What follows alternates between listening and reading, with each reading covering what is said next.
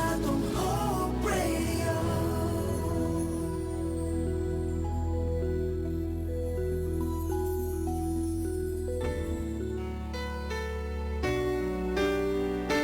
Mga kapaglaom, ania ang programang magahatag kanimo og kadasig paglaom gikan sa balaang kasulatan. Pamalandong sa kabuntagon, matag adlaw alas 5:15 hangtod sa alas 5:45. Dinhi lamang sa imong Hope Radio. Ug karon, ania ang imong kapaglaom.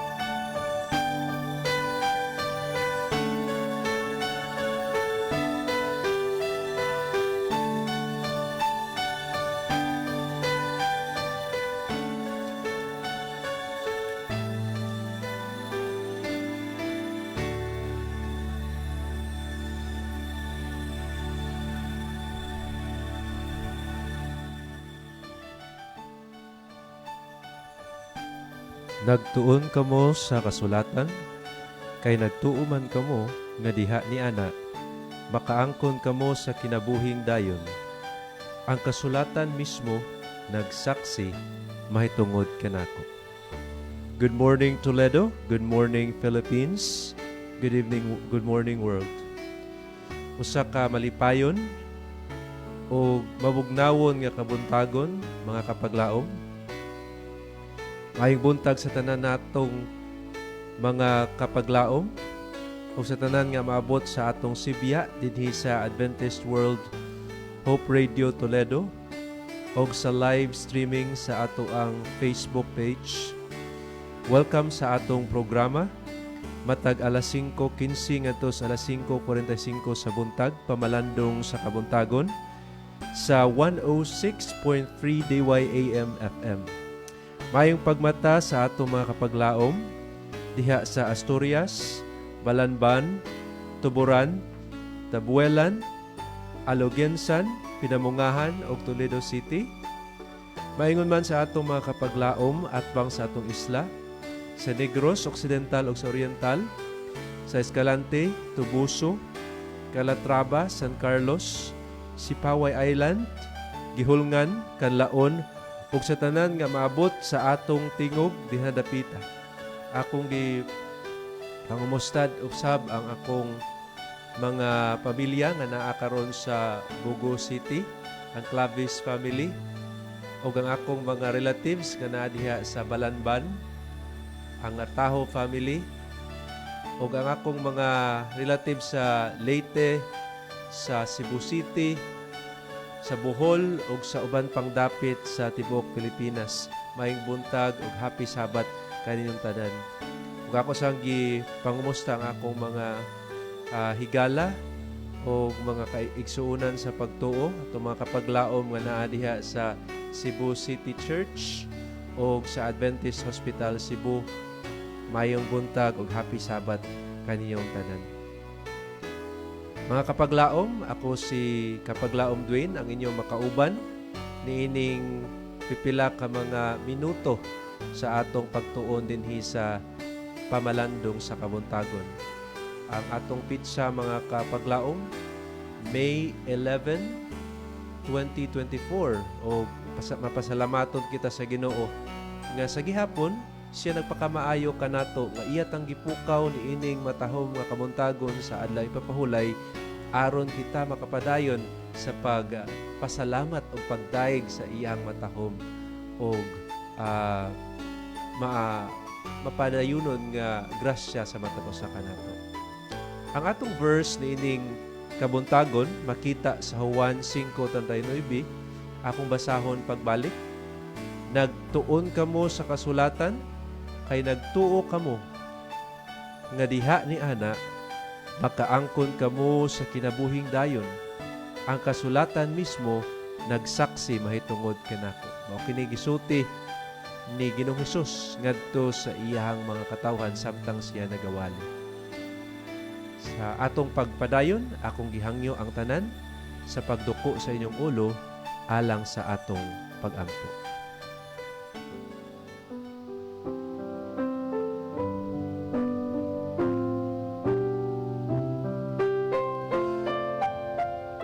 Silimbahon o mahigugmaon ang mga Dios, amahan nga na ikaw sa kaitasan sa mga langit. Dako na usab ang among kalipay ni ining matahom nga kabuntagon o Dios. Tungod kay sa gihapon among nakita ang imong kaayo sa matag usa kanamo. Imo kaming gipukaw nining adlaw. Imo kaming gitagaan og maayo nga panglawas.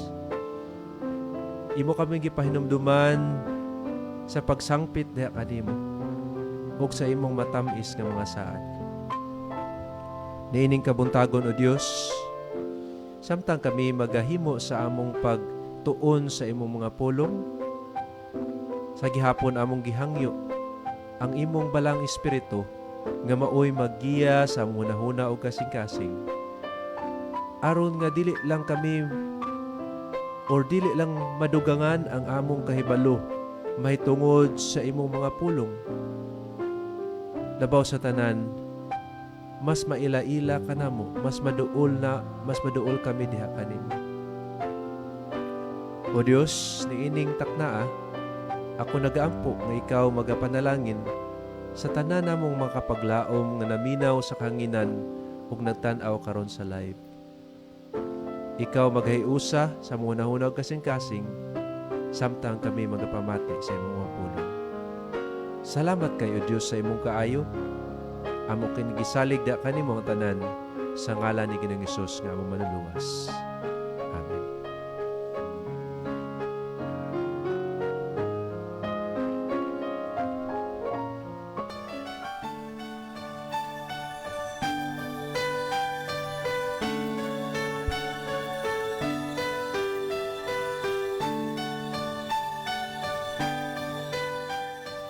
Sa gihapon, kamo nagapabilin sa pagpaminaw sa atong programa. Matag buntag sa alas 5:15 ngadto sa alas 5:45 pamalandong sa kabuntagon. Posible ba nga mabasa nimo ang tibuok Biblia apan wala nimo masabti ang tinuod nga mensahe niini ug wala nimo madawat ang panalangin nga gisaad sa pagbasa sa iyang mga pulong? Nganong daghang mga tao ang nawad-an na o gana sa pagtuon sa balaang kasulatan? O nganong daghang mga manggialamon sa kalibutan ang wala makatugkad sa tinuod nga mensahe sa pulong sa Dios? Unsa kay insakto nga pamaagi sa pagtuon sa Biblia? Sa dili pa nato tubagon kining mga pangutana mga kapaglaom, ato usang paminawan kining matamis o mahinungdanon nga awit niining kabuntagon.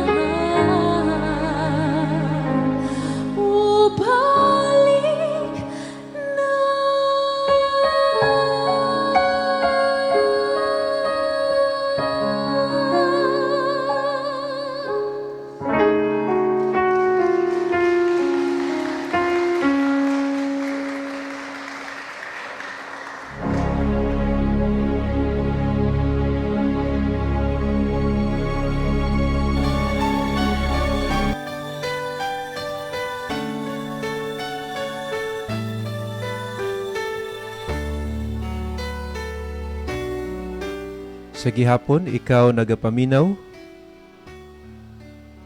sa imong kanunay nga giatangan ang pabalandong sa kabuntagon or pamalandong sa kabuntagon. Ang awit mga kapaglaom, nagpahinumdum ka nato kung unsa kaayo ang atong Ginoo. Siya pakita gyud sa iyang paghigugma kanato ug naghandom siya nga moduol ta kaniya bisan pa sa panahon nga nawala ta, nilayo ta sa iyahang presensya, sa iyang atubangan, apan naghandom siya nga kita mubalik ngadto kaniya. Nining buntaga mga kapaglaom, atong padayonon ang atong pagtuon sa iyang mga pulong ug sa wala pa nagsugod ang atong awit ganina, nagbilin ta og mga pangutana ug usa niini mao ang unsay insakto nga pagtuon sa Biblia. Unsa ka bililhon ang pagsabot sa pulong sa Dios? Atong unahan pag hisgot kining unang pangutana, unsay insakto nga pagtuon sa Biblia. Mausab kini ang uluhan sa ato ang mensahe niining kabuntagon. Dili lang igo ang pagtuon sa Biblia sama sa pagtuon sa ubang mga libro. Ang tao mga kapaglaom, usa sa mga handom niini mao ang pag-uswag. Pag-uswag sa tanang aspeto sa iyang kinabuhi. Ug usa sa pinakaimportante nga butang sa pag-uswag mao ang pag-uswag sa kahibalo. Mao nay hinungdan nga kalabanan sa mga tao moadto sa tulunghaan aron nga makakat-on og mga bag-ong mga butang aron sa pagtubo sa ilang kahibalo, aron sa pagtubo sa ilahang kaugalingon. Ang uban mo eskwela og pagka-teacher, ang uban mo eskwela og pagka-engineer, pagka-accountant, pagka-doktor, pagka-abogado, pagka-pastor.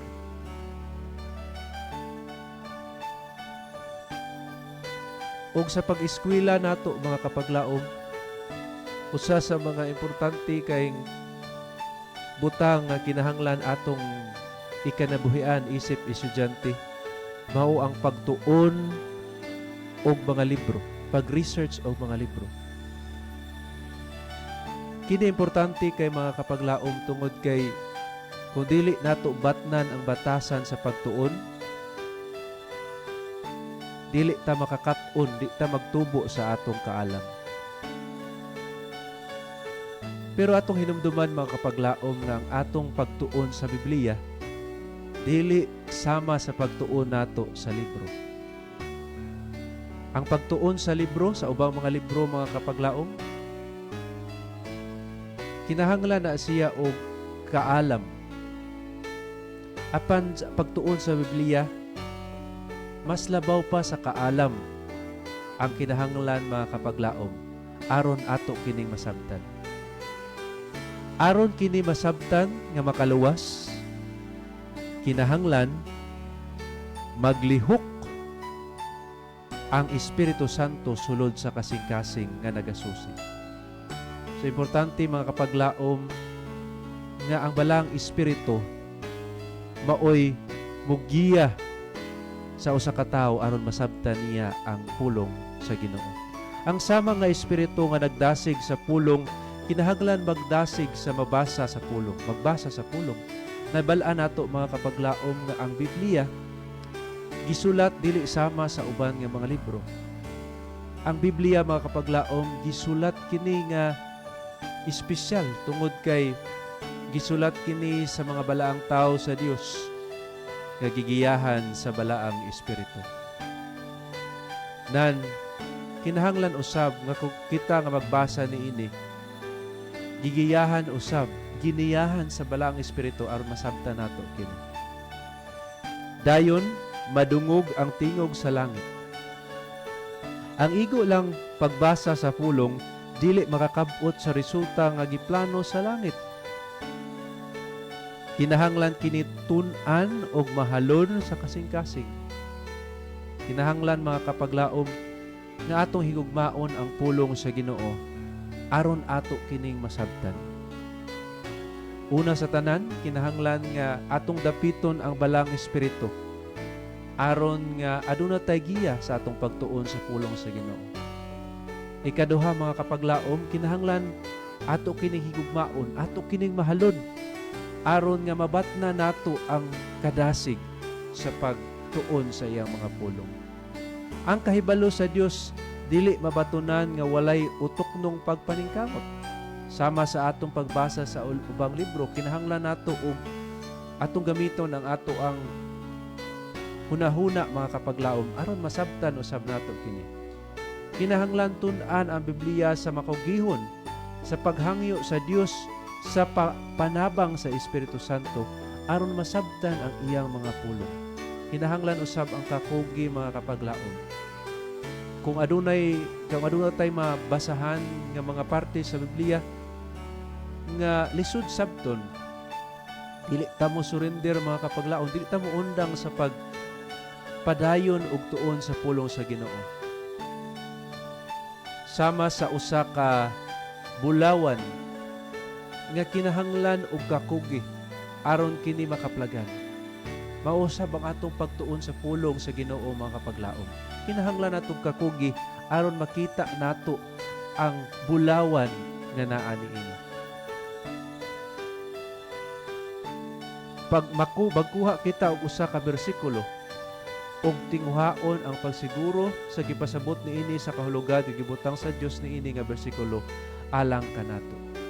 Kinahanglan atong panag-iyahon ang gipasabot niini ug atong hibaluan kung unsay gisulti sa Ginoo. Mga kapaglaom, kinahanglan nga dili nato dali-dalion ang atong pagtuon sa pulong sa Ginoo. Ato kining sabton, bisan usa ka bersikulo lang matag adlaw o bisan usa ka pasahe lang, usa ka chapter lang sa Biblia sa matag adlaw, unya ato kining tagaan og panahon nga atong i-reflect o i-meditate mga kapaglaom, dako na kayni og makatabang sa atong espirituhanon nga pagtuo. Adunay jutay lang nga kaayuhan nga makuha gikan sa dinali-dali nga pagbasa sa kasulatan.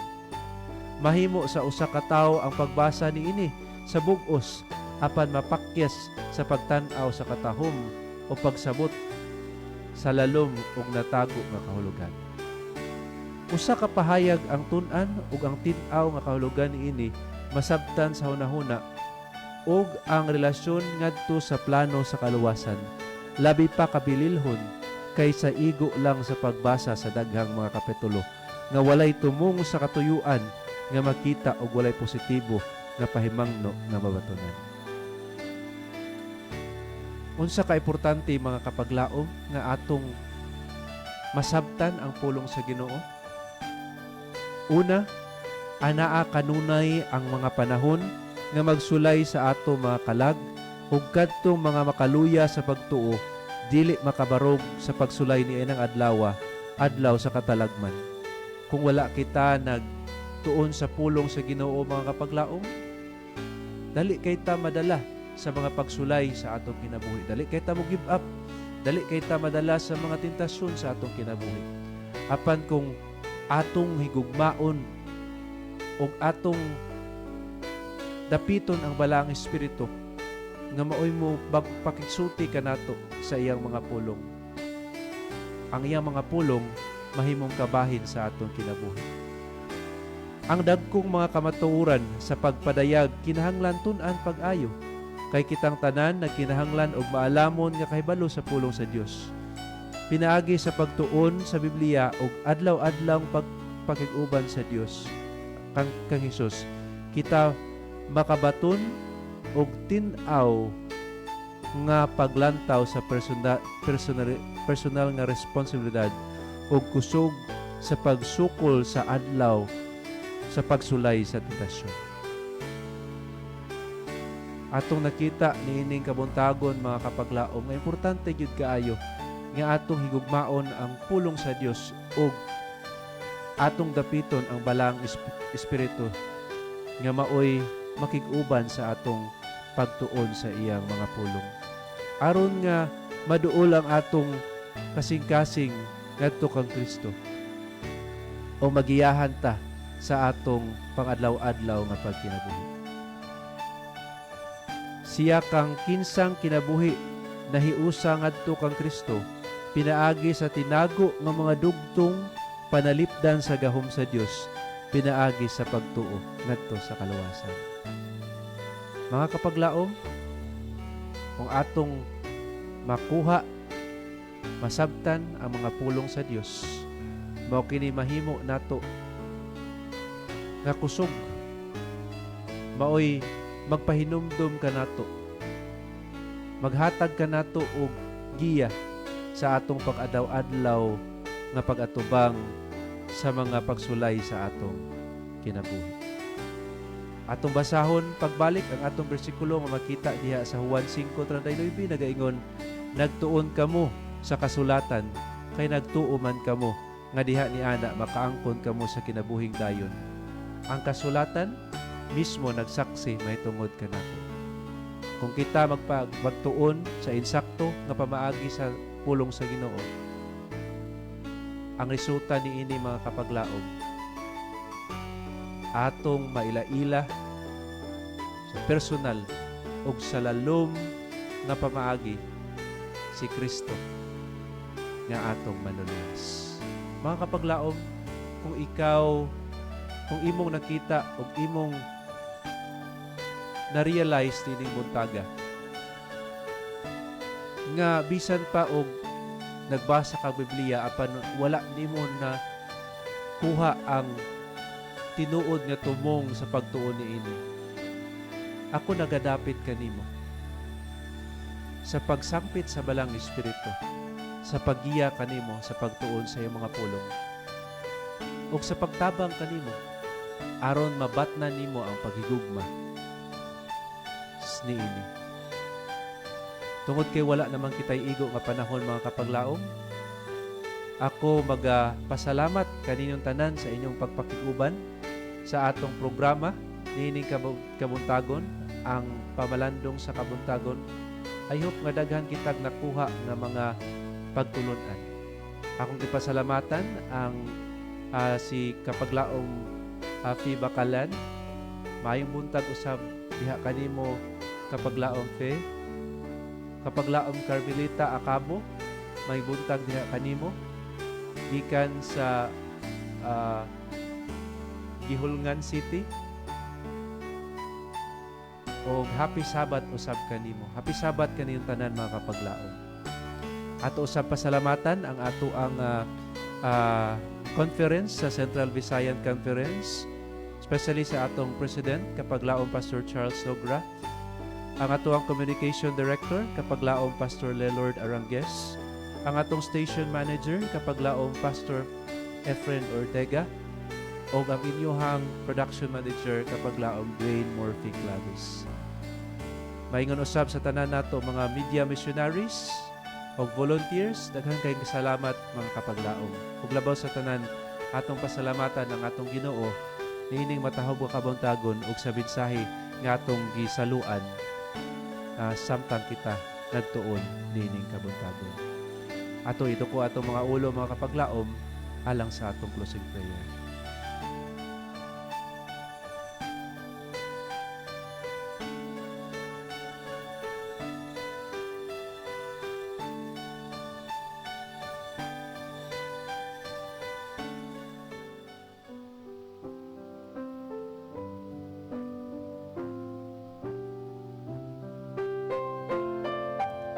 Dalaygon o bahigugmao na mga Dios, abahan nga na ikaw sa kitasan sa mga langit.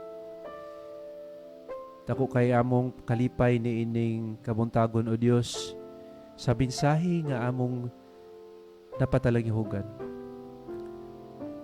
Naghatag ka namo og dugang kadasig sa pagtuon sa imong mga pulong. Among na-realize karon kamuntagon o Dios kung unsa ka importante ang matag-adlaw nga pagtuon sa imong pulong. Unsa ka importante nga among masabtan ang imong mga pulong. Kay pinaagi niini, magiyahan kami sa among pag-adlaw-adlaw nga pagkinabuhi. O mapahinumduman kami sa kaluwasan nga among nabatnan niya kanimo. Matabangan kami sa among pag-atubang sa matag-adlaw nga pagsulay sa among kinabuhi. Og labaw sa tanan, makabaton kami og masuod pa nga relasyon diha kanimo. Tabangay kami o Dios nga sa matag karon og unya, ang balang espiritu mo mogiya kanamo sa among pagtuon sa imong mga pulong. Ug sa matag karon og unya, magatubo ang among paghigugma sa imong mga pulong. Salamat kayo Dios sa imong kaayo. Ikaw magapanalangin sa tanang kapaglaom namo, especially sa mga naminaw ni ining kabuntagon. Amo kinigisalig da kanimo tanan sa ngalan ni Ginoong Hesus nga among manuluwas. Amen.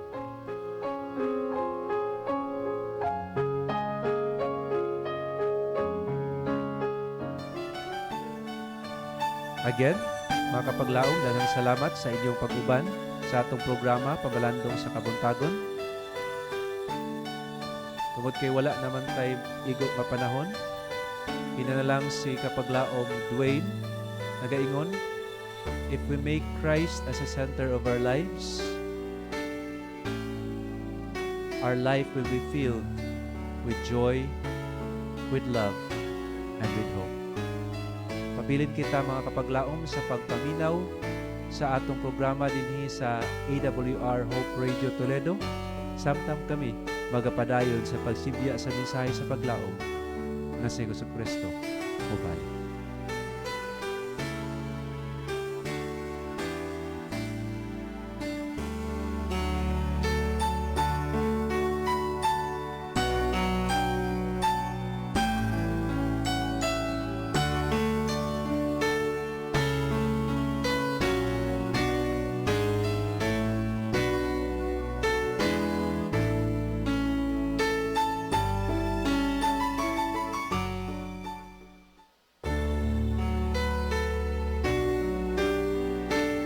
Mga kapaglaom, imong nadunggan ang pamalandong sa kabuntagon dinhi lamang sa imong Hope Radio.